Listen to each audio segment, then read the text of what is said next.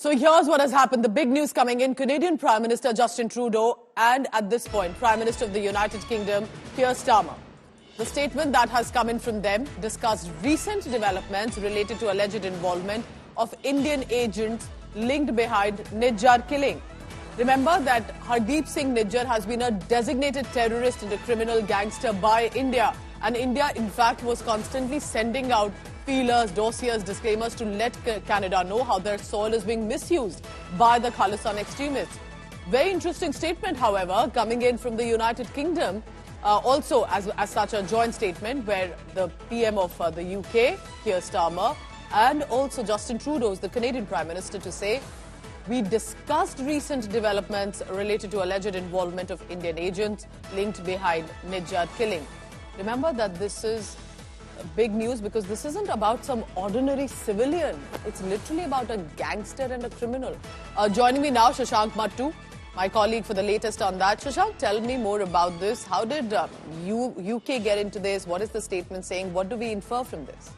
Right. So, Canada's diplomatic strategy has consistently been to involve other Western countries and brief other Western countries that India is close to about the state of its allegations against India. Really, this is an act in diplomatic narrative building. It wants to make sure that its narrative gets out there and Western governments align with it. We can also be sure that they have also talked to the American government about this. And Melanie Joly, the Canadian foreign minister, has made very clear that she is talking to all the foreign ministers of the Five Eyes intelligence network, which would also include Australia and New Zealand as well as the United Kingdom. So they're trying their best right now to shore up all their alliances with America and the Western powers. They did this, you might recall, even before they made their first allegations in September 2023 when Justin Trudeau stood up in the House of Commons and blamed India for the death of Harjeet Singh Nijjar. Even then, Canada, 3 months prior to that, had been trying to build a diplomatic coalition to get Western countries to align against India. They did not align against India. In fact, what we're hearing, the reporting that I'm hearing personally coming out from American officials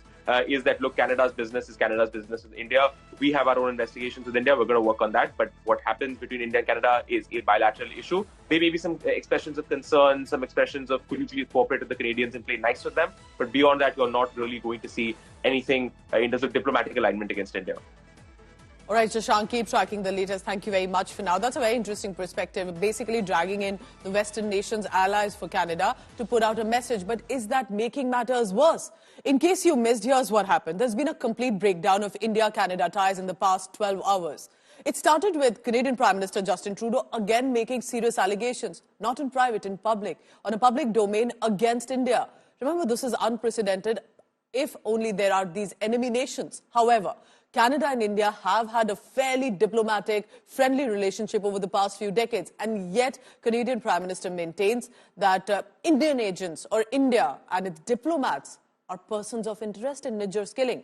I want to cite also Washington Post that has put out a report. And remember that while Western media has had a certain bias when it comes to reporting on India, here's what the report that I quote from, that it appears that Prime Minister also is accusing India of supporting criminal activities, stating that Canada has provided all the evidence, but India, remember, has rejected the claims. Trudeau also mentioned Indian agents are involved in the killing of Harjeet Singh Nijjar, a designated terrorist by India. I'm also quoting some more excerpts coming in from the article that says that a wider campaign by the Modi government against Sikhs is being alleged, claiming 6 Indian envoys were directly involved in organized crimes on Canadian soil, and that there's an operational chain to collect intelligence on alleged Sikh separatists. Canada is alleging that this is Lawrence Bishnoi gang link also amid all of this. The question is, why couldn't Justin Trudeau speak to the government on this in a more mature manner than what we see right now, charging one after another? And is the government trying to protect a dreaded gangster and a criminal? Canada is a country rooted in the rule of law, and the protection of our citizens is paramount. That's why, when our law enforcement and intelligence officials began pursuing credible allegations that agents of the Government of India were directly involved in the killing of a Canadian citizen, Harjeet Singh Nijjar, on Canadian soil, we responded.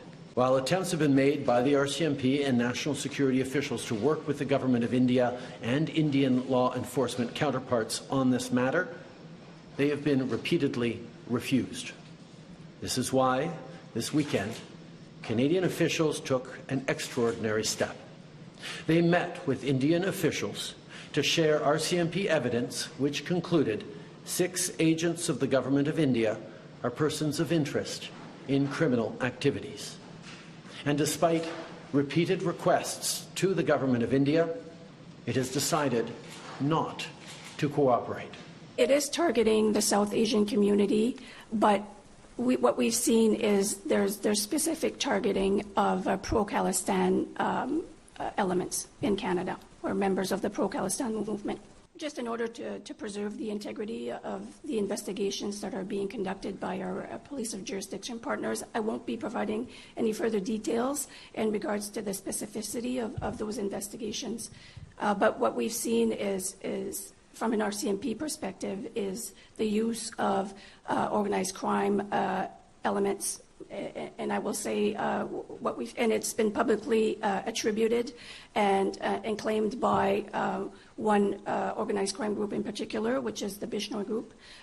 So that's what we're seeing here in Canada.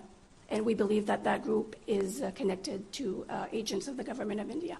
Just in order to preserve the integrity of the investigations that are being conducted by our police of jurisdiction partners, I won't be providing any further details in regards to the specificity of those investigations.